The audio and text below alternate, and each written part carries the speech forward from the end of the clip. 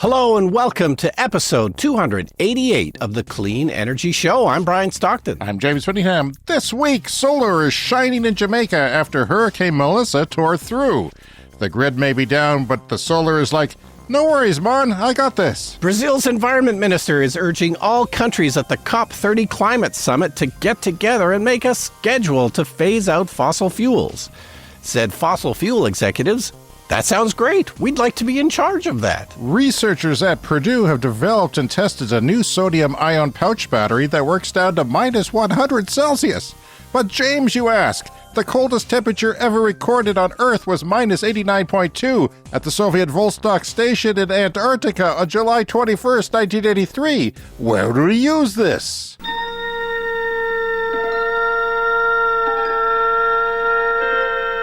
Space, a final frontier. Electric car maker Rivian is getting into electric bikes. Their first model was pricey at $4,500 US. Their new one is supposedly affordable at only $3,500. Reacting to criticism that $3,500 is not really affordable, Rivian has added a button on the website that makes it convenient and easy to sell one of your kidneys.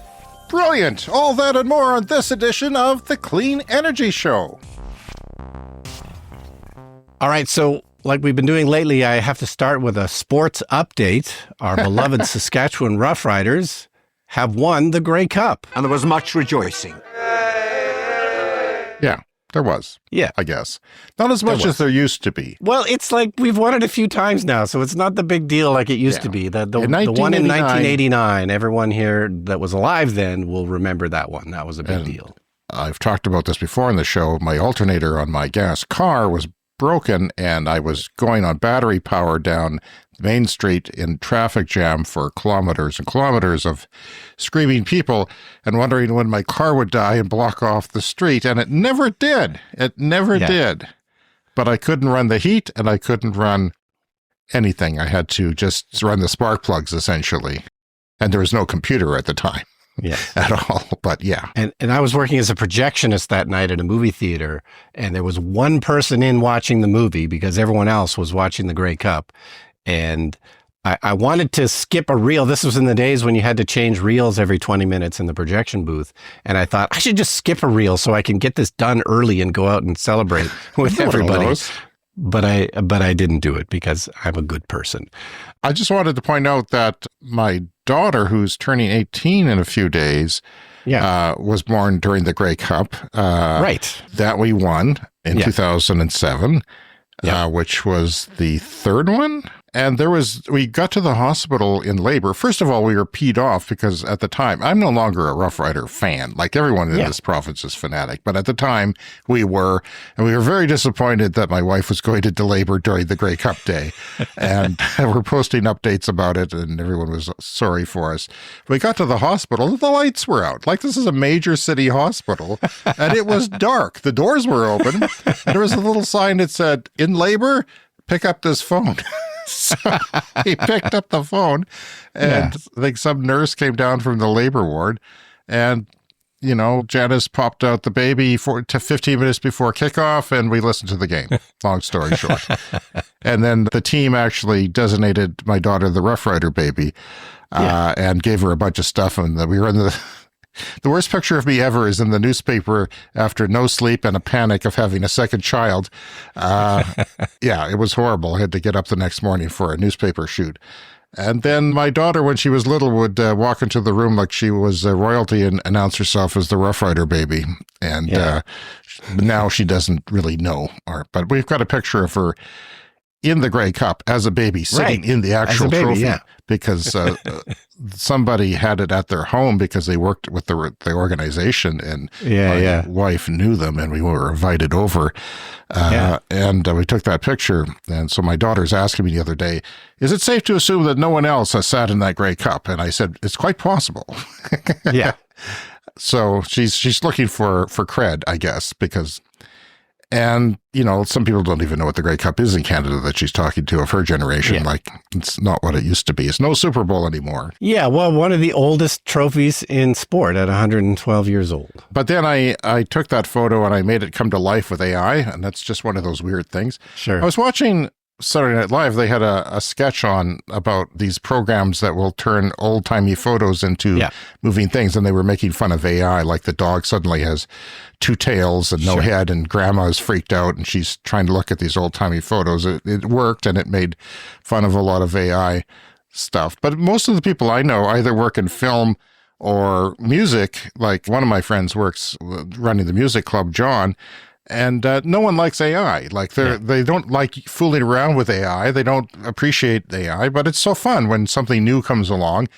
And I've got some photos of myself. There's no video of me, no film of me until I'm like 11 years old when we got a film camera, like an 8mm camera. So this one of like 3 photos of me below the age of 10, I brought to life, and it's hosing a car. Yeah. And it worked really well. Not only did it restore the photo, but it there's nothing weird about it. It's just crazy. And for the first few minutes, it's like a big, holy crap, look at this. And then after that, it's like, it's just AI. You get used to it quick. Yeah. But anyway, there was one clean energy angle I wanted to mention from the Grey Cup, from the football game. You know, they often have sponsorship logos on the uniforms now. They're selling more and more advertising space. I know what you're going to say. I was disappointed to see that on the back of every sweater was a Mobil logo, as in Exxon Mobil, on both teams on the back of every sweater.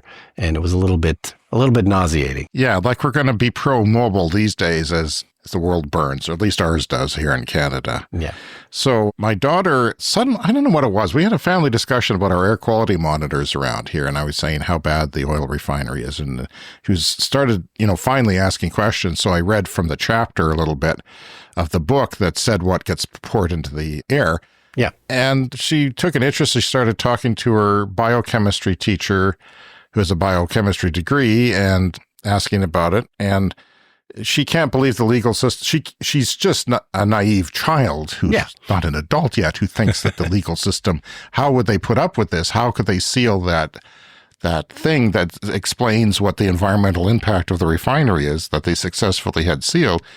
And she's just completely let down by the world that we live in, which is big oil does whatever it gets to do, it is done, and the politicians abide by it. I don't know. There's weird things going on with my monitors. I've got one that is an indoor monitor that gives me a VOC index outdoors. Yeah. It's going crazy sometimes, different than summer. And then the winter one is showing, the PM 2.5 and PM 10 particulate matter, of that micron size, which is air pollution. Yeah, it's going crazy sometimes too, because I need more data. I need to figure it out, but before I talk about it extensively, but yeah, something weird is going on, and our air is not great all the time here in the city. Yeah. And you look around at different air quality stations that are like this one, this $500 station, and there's some bad air in other places of the city too, and you can't really blame the wind. But I'm further coming to the conclusion that even a light wind going against between me and industry is not enough to stop the industry pollution from coming here. That's my early conclusion, but I'll continue to monitor that and try and figure it out, and maybe talk to an expert someday if I can. Our friend Dean dropped me a note the other day. He said, your last podcast episode was well done, jammed with lots of stuff in that one. And does that mean all of our podcast episodes are not well done? I guess he particularly liked last week's episode. I said, Dean, that's going into the show. Yeah. You can't send me a message, and I've got to put it into the show if you do that. One little note that's a personal grievance of mine is that Spotify is the only streaming service that hasn't gone lossless. So they compress their audio to not MP3s, but a type of compression that takes out some of the audio quality. If you think of CDs as kind of the baseline, Spotify has finally done that, because my family insists on using Spotify. I've tried Apple Music, I've tried Amazon, and they have, music that goes all the way up that's pretty much a duplicate of the Studio Master digital recording. Like it's really high end, but Spotify goes up to 24-bit, which is better than CD, and that the bit depth, if you're into that, and 44.1. I wish it was 48, like our podcast, as far as the sampling rate goes, but yeah, so they got that, and I really appreciate it. At the gym, at my home stereo, It's like having CDs now, you know, like anywhere, like all the CDs ever made. Yeah. So it's great. I'm so happy about that. So our podcast is on Spotify, but that's probably not lossless. No, it's not lossless, but it could be. And maybe one day it will be. If you want lossless for our podcast, and if you're an audiophile, go to our Patreon, because that one is in higher quality. Not completely. It could be lossless if you called for it. If the audience screamed for it, I could do it that way. But yeah, right now it's just higher quality, and it's just our voices. So there's a limit to how high you should probably go with voices as far as quality before it's not really doing anything for you. But yeah, I do appreciate that. Okay, so COP30 is underway in Brazil. This is the worldwide climate conference that happens every year, and it always kind of remains to be seen what is going to come out of it. It's still going on, but the buzzword for this year very much is a fossil fuel phase out. So we're going to see if there can be any kind of agreement on that.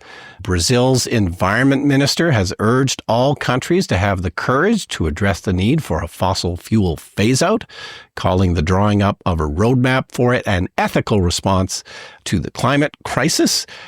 A lot of things that come out of COP, though, of course, are not really binding, but the language around COP is always the thing that everybody kind of watches to see what actually is said, because it does matter in some sense. At COP28, there was a historic resolution that was 2 years ago where they said they were going to transition away from fossil fuels, and just agreeing on that language, even though it's not binding, was kind of a big deal at the time. So that's the hope, is to build on that resolution from 2 years ago and go from a transition to a phase out with some type of schedule. So yeah, that's what's going on at the COP summit in Brazil. Now, my understanding is that Saudi Arabia is not cooperating with this fossil fuel phase out. They will not sign on. And that is kind of the problem, because everybody needs to sign on. Even Russia, for God's sake, needs to sign on. And the United States, of course, is the only country, as Al Gore has pointed out on a recent Zero podcast, the United States is the only country that has left the Paris Agreement.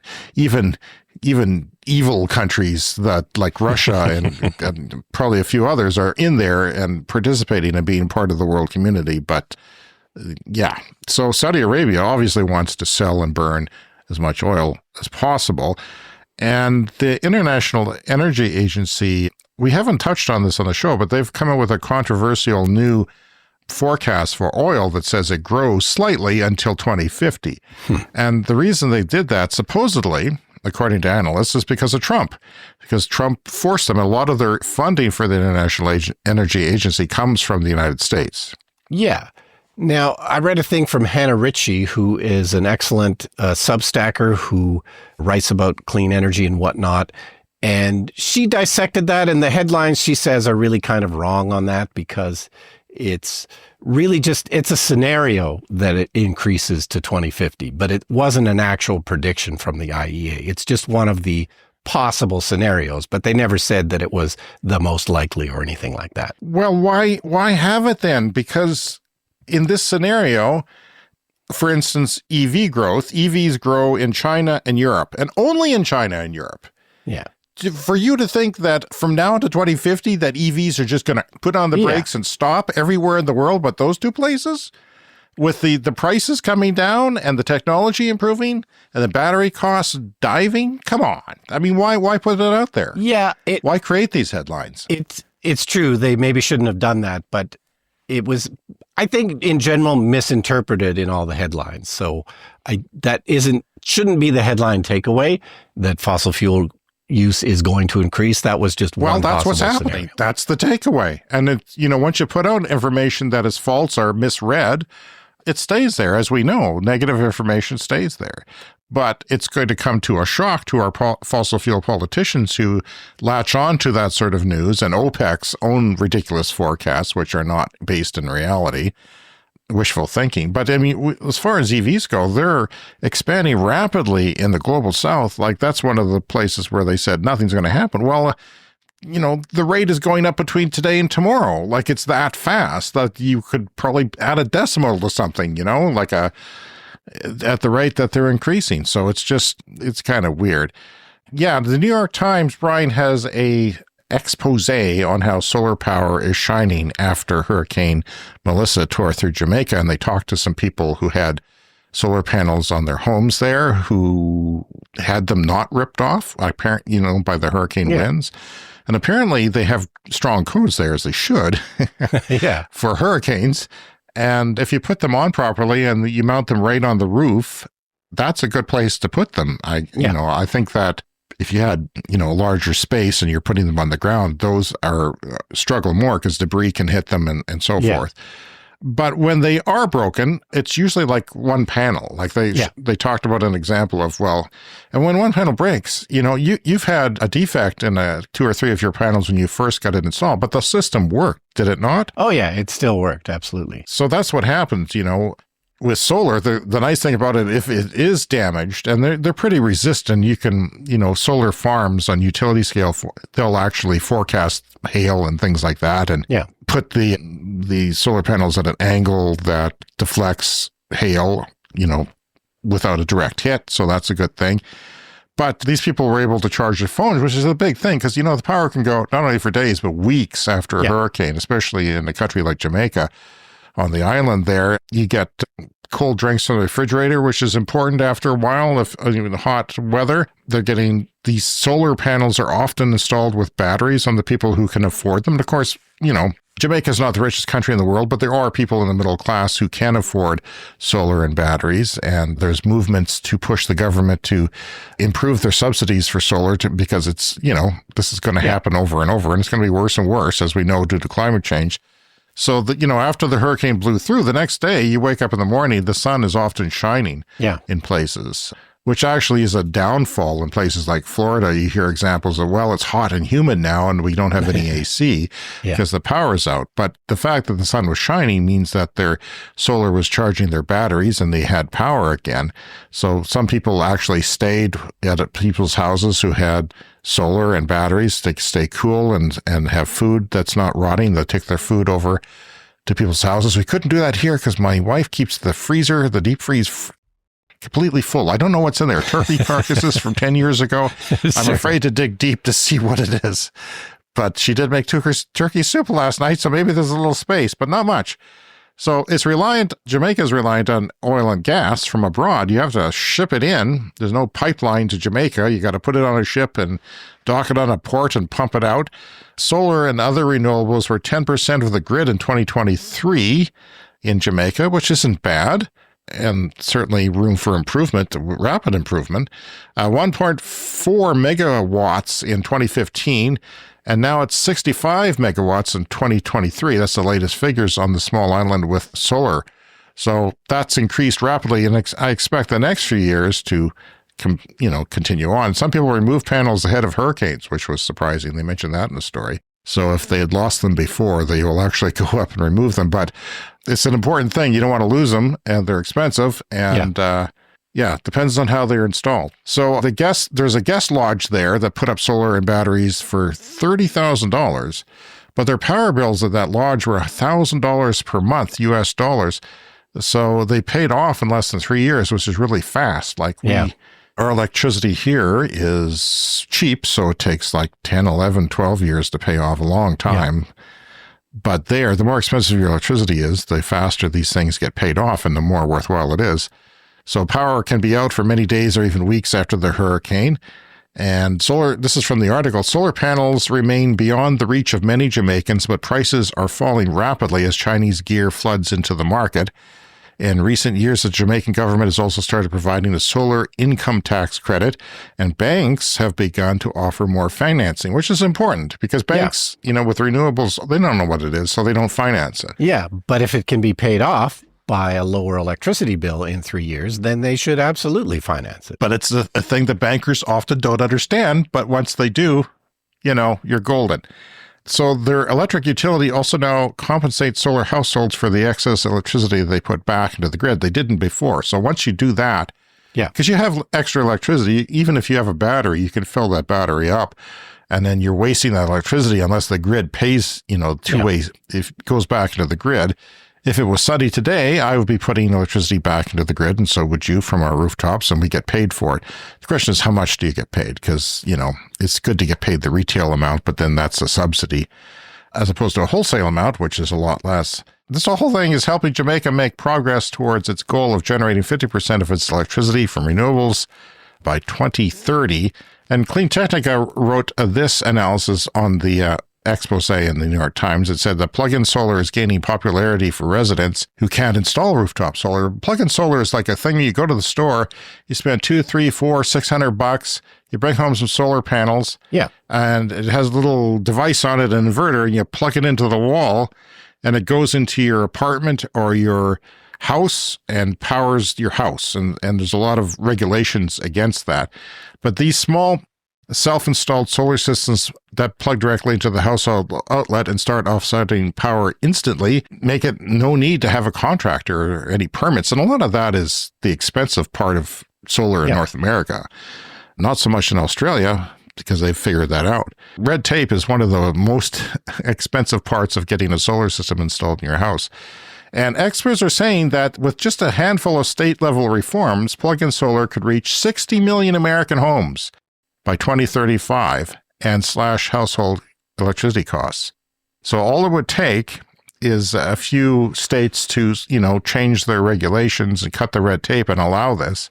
Regulation's always a thing with things we talk about, and it's a slow-moving process, but some jurisdictions move faster than others. Yeah, and plug-in solar systems like this, huge in Germany, as we've talked about on the show. People often put them on their balconies, and not everyone can afford to put a full-blown system on their roof. Not everyone has a roof. A lot of people live in apartments, but people want to lower their electricity bills, and they want to do something to help the planet. And this is an absolute no-brainer, but you have to have the regulations in place so you're allowed to do it. All right, this is from Electrek. Rivian, they've been selling electric bikes for a little while. This is Rivian, the electric car maker, and they came out with their first model a while ago. They have a sub-brand called Also, and this is their bicycle brand. And this story is about they have a new model. So the first one was $4,500 US, pretty expensive. And the new one that just came out, $3,500 US. So a nice improvement. It doesn't have quite as much power, doesn't have quite as much range, but it's obviously a little more affordable. One of the interesting things I thought, both of these bikes, they've got a drive-by-wire system. So there's no physical connection between the pedals and the bike. What? It literally turns a generator instead of turning any kind of a chain or turning the wheels on the bike. Oh, that blows my mind. Wow. Is that ever weird? Yeah. Now, I'm not sure if that's a good idea or not. Like, I haven't... We don't know. We don't know. Yeah.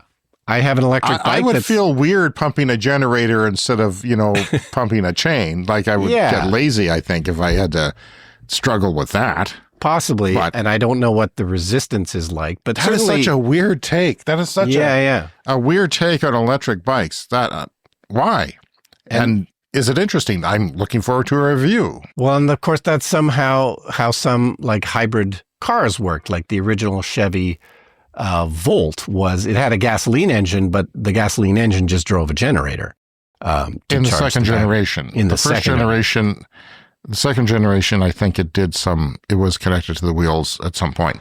Yeah. And no one liked that. So the second generation, which was a great car. Why did they get rid of it? It seems like a cool bike. It's sort of an unusual looking bike. You'd have to sort of Google a picture of it to see what it looks like. But one of the reasons I wanted to talk about this is that it's not light. It's very heavy. And most electric bikes are very heavy. And this has always seemed weird to me because I have one of the lightest electric bikes that you could have, and it still seems too heavy to me. Like, it seems like making these things light is important. Now, like if it's a cargo bike, then sure, maybe the weight doesn't matter. Like maybe it's a 3-wheel cargo bike that you're using to deliver pizzas or something, then yeah, the weight doesn't matter. But I think for most of us, the weight matters. Like I store my bikes in a shed and I have an upright rack for them. So I have to pull up the front wheel and put it in the upright rack, so it takes up a little less space. We take them inside the house for the winter, that kind of thing. So the weight always matters to me, but I don't know, most e-bikes are heavy and people don't seem to care about this. Well, I've got one. It's heavy. It's not as heavy as some, but it's a cheap one, so I'm getting heavy. I'm not, if you pay a lot of money, you get cheaper. Yeah. If you buy like a Trek for $4,000, but here's the thing, it's not just the weight of the motor, although they are making those lighter as they are in electric cars, and it matters because it's better to have something that's 500 pounds instead of 700 pounds in a car because it increases your range and drivability and all that. But they are doing it with electric bikes as well. And, the battery, of course, is heavy, but it's beyond that. They do make them sturdy, which is something I've noticed. Yeah. Because you've got a lot of torque and a lot of power. A flimsy, really lightweight aluminum wheel would fall apart. Yeah. Because I've done it myself once when I was in Toronto and I had my sort of a hybrid road bike there. It wasn't one of those really thin tires, but it was somewhat thin. It wasn't mountain bikey. Yeah. And I was gaining weight and I put my foot on the pedal and torqued it and my wheel buckled. Really? And I was standing on the pedal, not the back, not the seat even. I wasn't even standing on the seat, so the weight was distributed. And the torque from that pedal from my weight buckled the wheel. Wow. And I had to get that fixed. So, yeah. That's something I'm careful about now. But yeah, it just goes to show. And the frames are really heavy. Like, I don't think they need to be. Yeah. But I know the wheels themselves tend to be heavy. And in fact, if you're going, 35 kilometers an hour, whatever you're allowed, 32, I guess, in North America, they can be intense. You want to, like a motorcycle, you want to be able to have the brakes be robust and stop you. Yeah, and of course, you have the battery and the electric motor to move it along. So moving it along when it's heavy isn't really the problem. It's, all the other stuff you have to do with a bike. And of course, lighter bikes are more expensive as well. So I guess to keep the costs down, you could make your bike out of heavier materials. But that's what I'm waiting for. I'm waiting for a movement where the electric bikes are finally getting lighter. I think, I can't remember exactly, but I think a high quality light mountain bike might be 18 pounds, maybe a little bit less. Yeah. And I think, a version of that for an electric bike can be with the battery. Even without the battery, I think it can be, 35 to 45, even 55 pounds, depending on the car. And if you're putting e-bikes on your, say you have a car bike rack that goes on a hitch mount and you have, those have weight limits. So if you put a whole bunch of, it matters in that. And not only is it hard to lift them up, but it could collapse what you're, you're carrying it with, which is something you encountered once, which was a very unpleasant experience on a vacation. And I just wanted to point out about the Spotify thing. It's only rolled out, to my knowledge, in America and Canada, and they're going to roll it out to the rest of the world. And I know a lot of people are outside North America listen to our show, and I don't want to get your hopes up, but it should be coming very soon to everyone.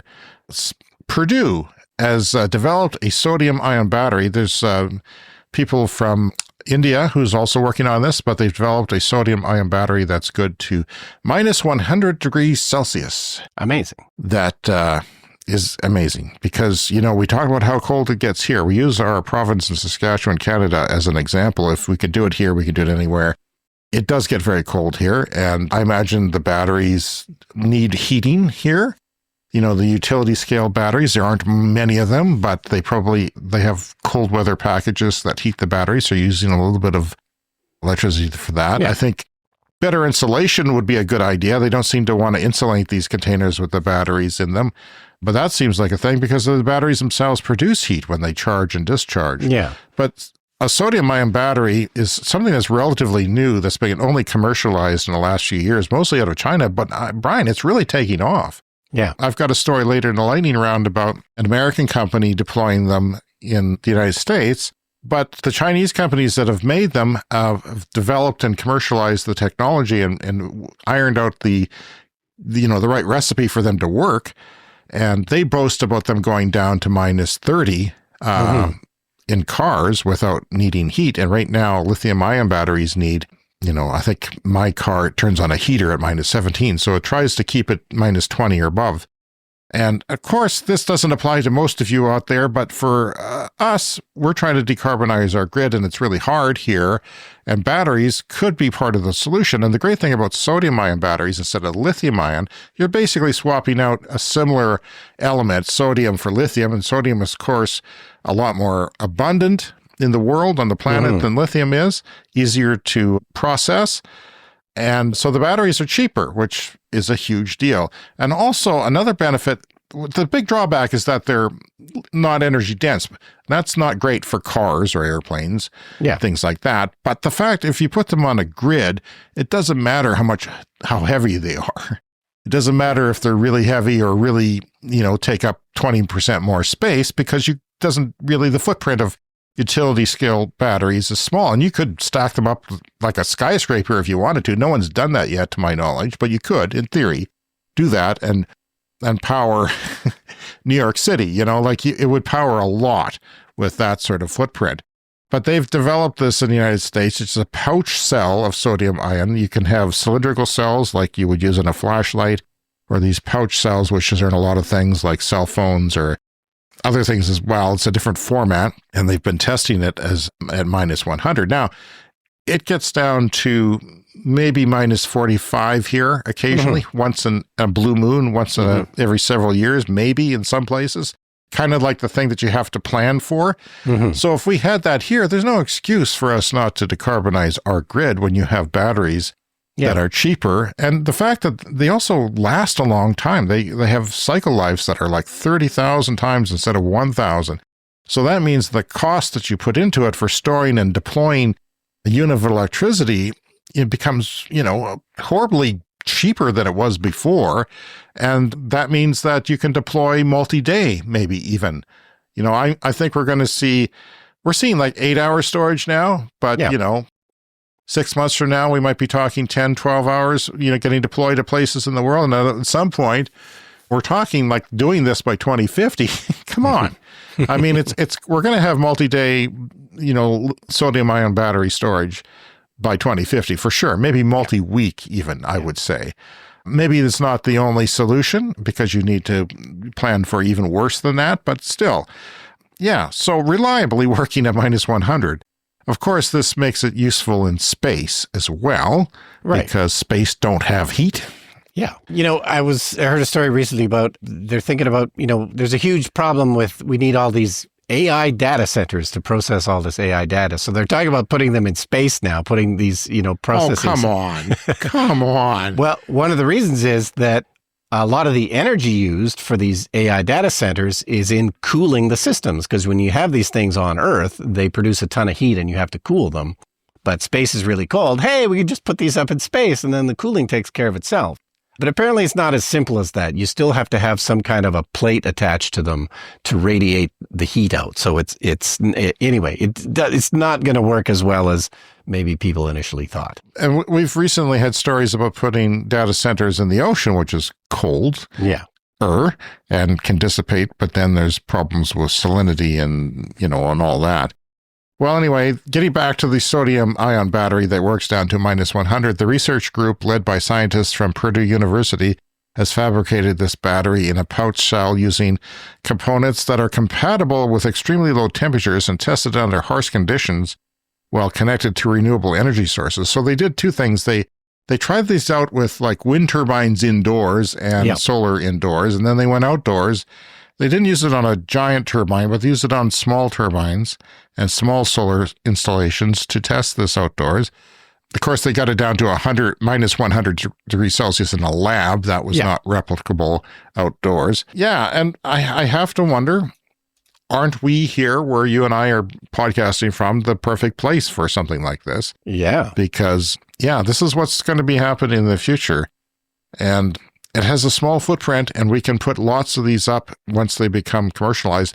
And they are becoming commercialized very quickly. Not this particular one, but they made it so that it can be commercialized. They use techniques of other commercialized sodium-ion and lithium-ion batteries so that this can be replicated in a commercialized way, which is great forward thinking of them to do that. Yeah, sodium-ion has taken off really quickly. It just seems like only a couple of years ago that we were talking about it. Oh, there's great new formula, sodium ion, and then it's already in stuff now. It happened quick. It is, and rapidly expanding, and we're not even at the S curve yet. Like, we're only just slowly expanding, and at one point it's just going to take off in a big way. All right, from Canary Media, China and Europe are cooperating on a green steel standard. So as we know, steel production can create a lot of carbon emissions. It's also one of the world's most traded commodities, with a third of the global supply of steel crossing borders. So that makes decarbonizing this sector a challenge when different companies or different governments rely on different criteria to determine the amount of emissions to contribute to a ton of steel. And this is important because all governments are going to have some kind of standard at some point to, for the total amount of carbon production allowed in their country and in their system. This is what they're talking about at COP right now and hoping to come up with some sort of regulations. So everyone's going to have to account for this steel at some point and do the accounting to figure out how much carbon is in this steel. And there are cleaner ways to make steel. And, this is really going to matter at some point, because if you want to export your steel to a country that has strict carbon regulations, they're going to want it to be clean steel. So there's two industry associations, one in China and one in Europe, and they've signed an agreement with the Australian nonprofit Responsible Steel to set some internationally coherent standards for what qualifies as green steel. And the three organizations now represent about 60% of global steel production. So this is a big deal if these groups can agree on this. But it's a difficult problem. How do you measure what kinds of natural gas and coal, the amounts that went into your steel? This is always difficult to figure out. You need some transparency around this. Otherwise, you could just get a vast difference in what one country says is the amount of carbon in the steel versus what another country says. So this is a nice step forward. There's a Chinese steelmaker that has already promised to send a shipment of green steel to Italy. So this is already starting to happen. There are cleaner, greener ways to make steel without so much fossil fuels. And this is just going to become more of a thing as time goes on. One of these days, you're going to see a car advertisement on TV. Yeah.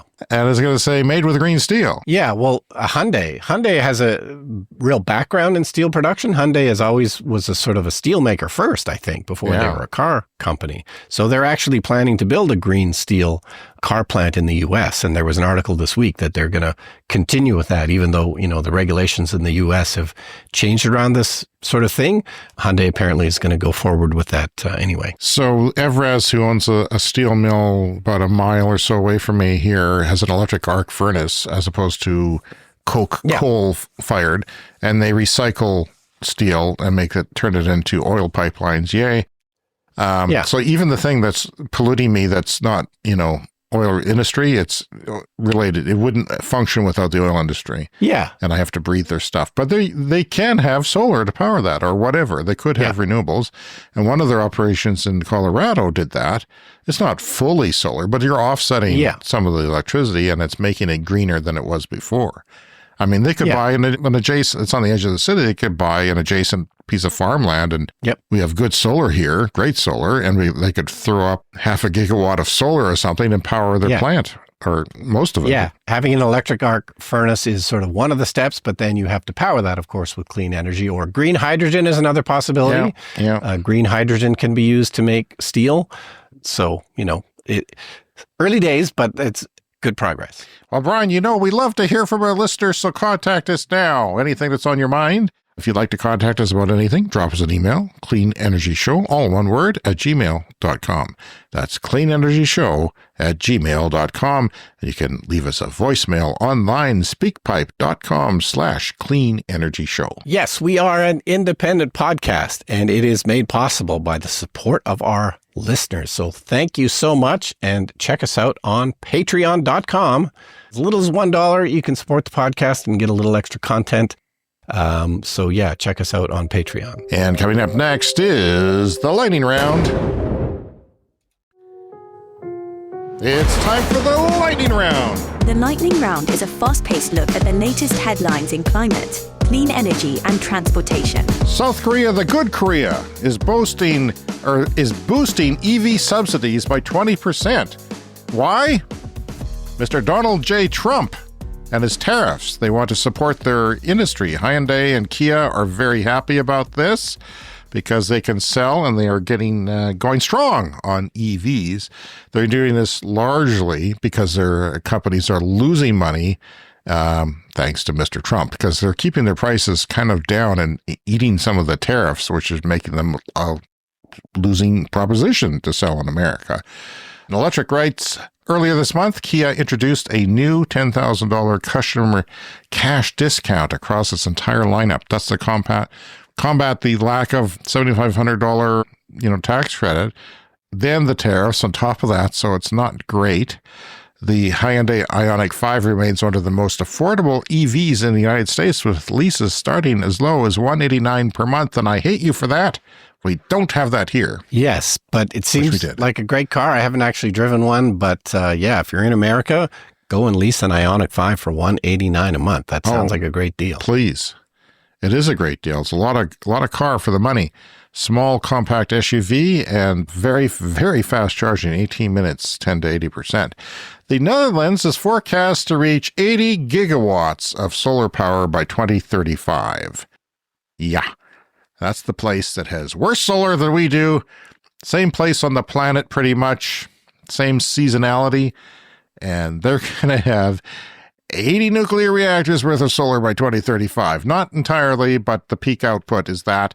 They already have the most solar per capita in the world, the Netherlands does. But their capacity factor is 10%. Yeah.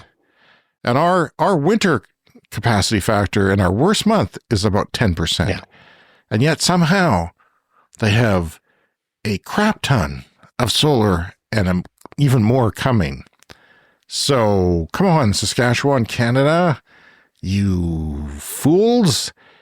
Even with a 10% capacity factor, Brian, 80 gigawatts of solar at 10% capacity is still 8 full-scale nuclear reactors. Yeah. The total output of that is the same, which is more than what we need to power our province. Total. Yeah. 18.3 million people there, 15 times our population, by the way, because we have a low population, big land mass. Plug and play, plug-in solar, as we mentioned earlier in the show, well, it's rising. As we reported, Utah has enacted a law allowing 1.2 kilowatt systems or smaller from interconnection rules. You don't have to, you can connect it. Yeah. Because when you plug it into your house, you're plugging it into the grid. Yeah. So it's not part of the rules that you have to have for that.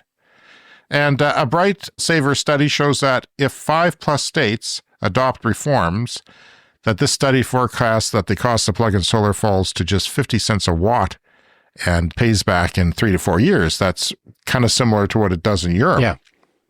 And when that happens, everybody gets it.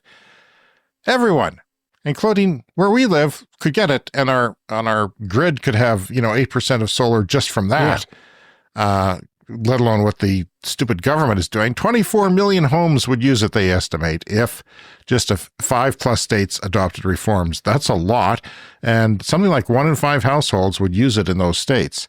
So, yeah, we don't want solar, but we'll never enact these regulations. We'll never cut the red tape on that because they don't want it.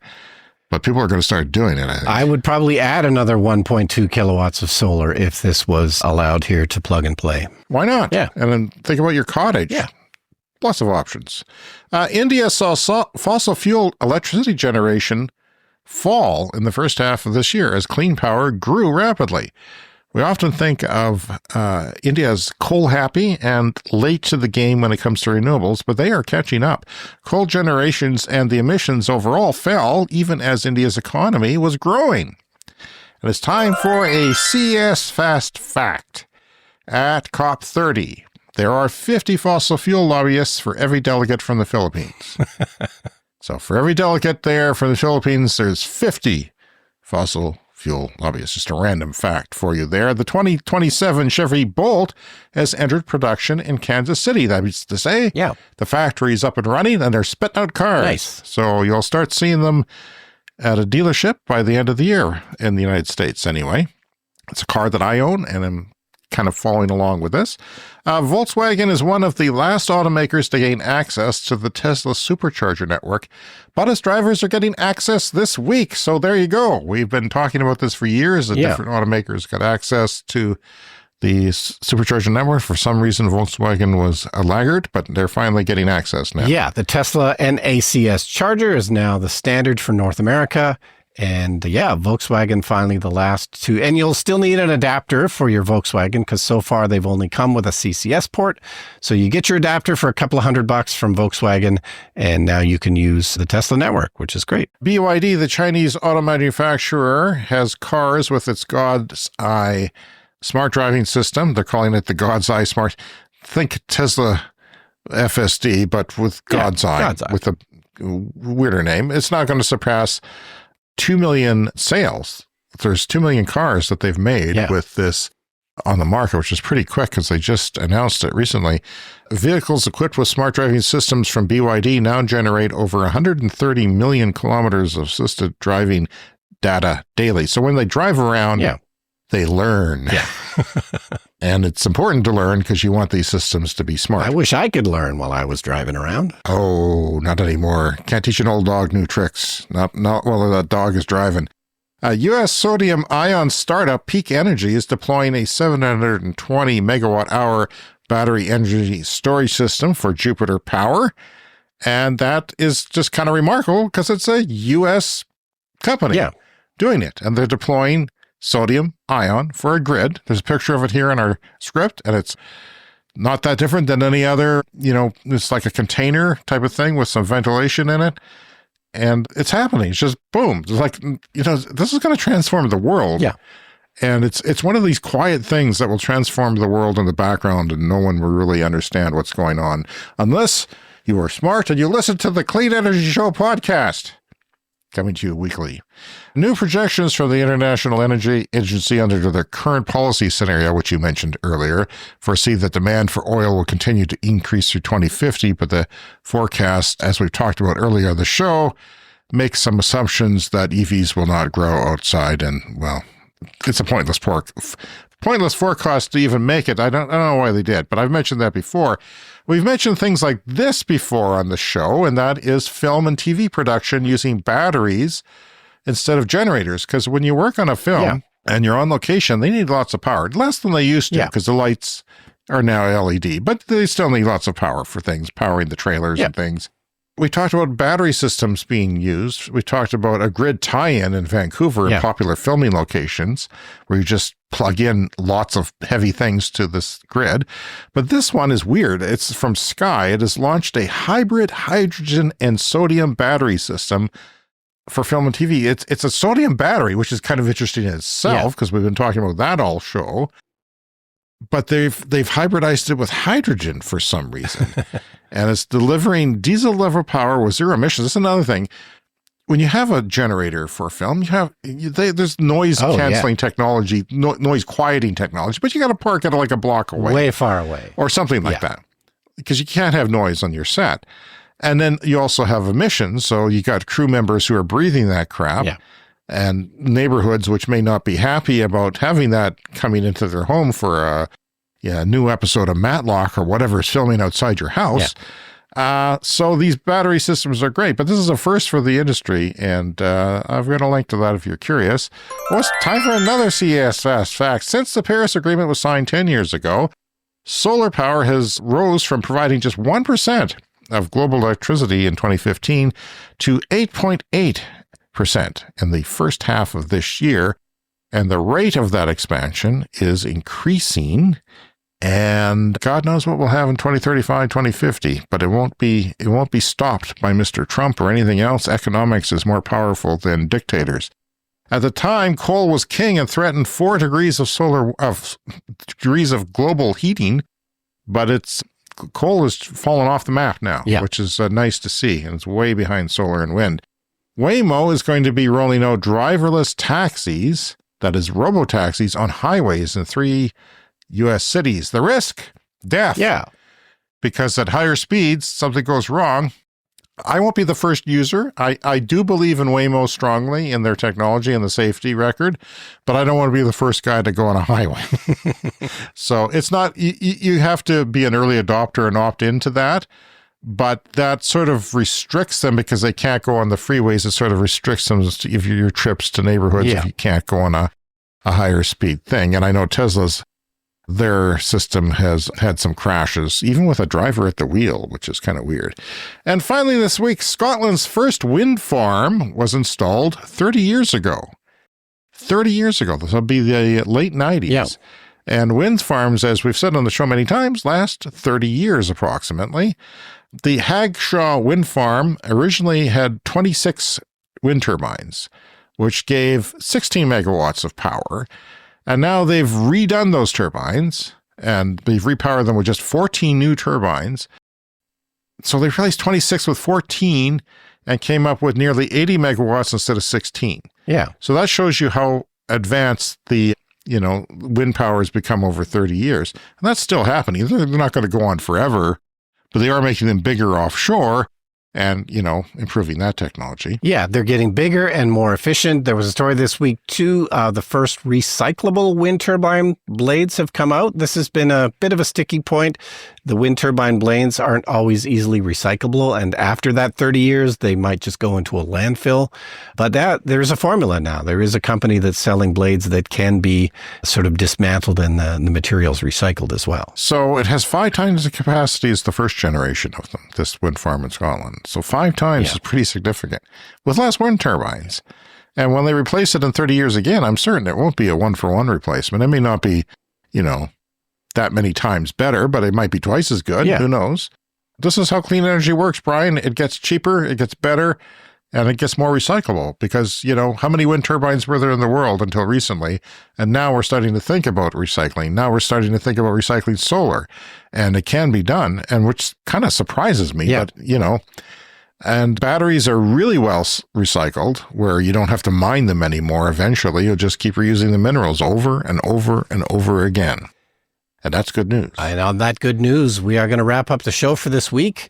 You can find us on social media, Clean Energy Pod. And remember that Patreon, patreon.com/Clean Energy Pod. And email us, cleanenergyshow@gmail.com. And remember to hit the follow or subscribe button wherever you're listening to this podcast right now. As always, we give a shout out weekly to our Clean Club executive Patreon members, Brent Rotley and Green Bastard. So thank you to everyone else for supporting the show on Patreon. Thanks to all for listening. We really appreciate it. We'll see you again in 7 days. See you next week.